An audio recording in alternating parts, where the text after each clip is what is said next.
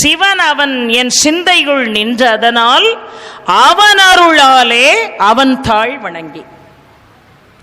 சிவனை வழிபாடு செய்யணும்னா கூட, எல்லாம் சிவம் என்பதை நாம் உணர வேண்டும் என்றால் கூட அதுக்கு என்ன வேணும்? அவன் அருளாலே அவன் தாழ் வணங்கணும், அவனுடைய அனுகிரகம் இருக்கணும். அவனை கையெடுத்து வணங்குறதுக்கு கூட, அவனை தரிசனம் பண்றதுக்கு கூட, அவனை பத்தி பேசுறதுக்கு கூட, அவனை பற்றி கேட்பதற்கு கூட கொடுப்பன இருந்தா மட்டும்தான், அவன் அருள் இருந்தால் மட்டும்தான் அதை கேட்க முடியும். அப்ப அவன் அருள் எப்படி கிட்டும்?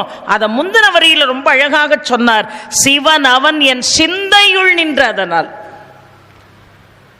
எல்லாருக்கும் அவனை வழிபாடு செய்யக்கூடிய தகுதி வந்துராது.